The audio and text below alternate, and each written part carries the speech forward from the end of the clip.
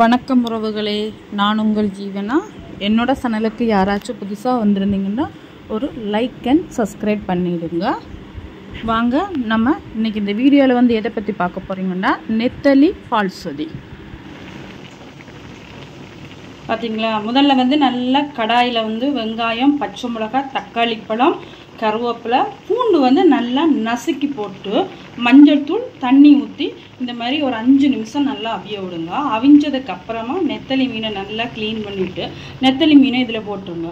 போட்டு மறுபடியும் ஒரு 5 நிமிஷம் நல்லா அவிஞ்ச உடனே பாருங்கள், இந்த தண்ணி எல்லாம் வற்றி இந்த மாதிரி இருக்கும். ஓகேயா, இந்த மாதிரி நெத்தலி மீன் வந்து நல்லா அவிஞ்சிருக்கு பாருங்கள். ஒவ்வொரு மீனும் பார்த்தீங்கன்னாலே தெரியும் பாருங்கள் எப்படி வெடிச்சு. பார்த்தீங்களா, இந்த மாதிரி மீன் நல்லா வெந்து வந்துருச்சு.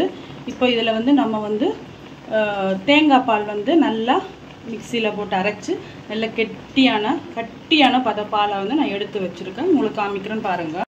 இது பார்த்தீங்களா, இதுதான் தேங்காய் பால்.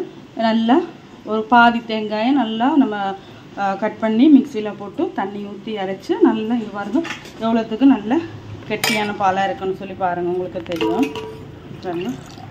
இப்போ இதை வந்து நம்ம அங்கே இந்த டைமில் வந்து நம்ம வந்து இந்த தேங்காய் பாலை வந்து இதில் ஊற்றுவோம். ஊற்றி நல்லா மறுபடியும் கொதிக்க விடுவோம். கொதிக்க விட்டால் சூப்பரான பால் சொதி வந்து ரெடி ஆகிடும். அதாவது நெத்தலி மீன் போட்டு பால் சொதி ரொம்பவுமே நல்லது. பசங்களுக்கெல்லாம் வெயிலுக்கு நம்ம உடம்புக்கு வந்து ரொம்ப தேவையான ஒன்று தான். பாருங்கள், இப்போ நான் பால் ஊற்றிட்டேன்.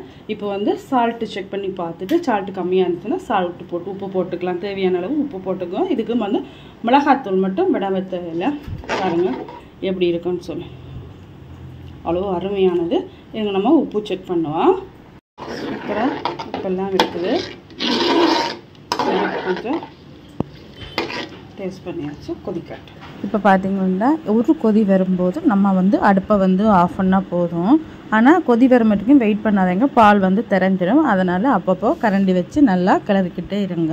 அப்போ தான் வந்து இந்த பால் சொதி வந்து திரையாது. இந்த பாருங்கள், இந்த மாதிரி பபிள்ஸ் வரும்போது உடனே அடுப்பை வந்து ஆஃப் பண்ணிவிடுங்க.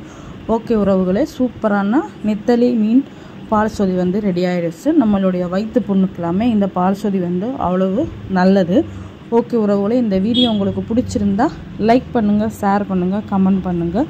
மறக்காமல் சப்ஸ்கிரைப் பண்ணி பெல் பட்டனை அழுத்தி விடுங்க. அப்போ தான் நான் போடுற வீடியோஸ் எல்லாம் உங்களுக்கு உடனே வந்து கிடைக்கும் உறவுகளே. இதே போல் எனக்கு உங்களுடைய அன்பும் ஆதரவும் தொடர்ந்து நீங்கள் கொடுத்து உதவி பண்ணுவீங்கன்னு ரொம்ப நம்புகிறேன். ஓகே உறவுகளே, மீண்டும் இன்னொரு வீடியோவில் நான் உங்களை சந்திக்கிறேன். நன்றி, வணக்கம். நிலவே வானிலவே வானிலவே வார்த்தை ஒன்று கூறு, கண்ணன் காலடியில் ராதையவள் வார்த்தை ஒன்று அறியாதவள்.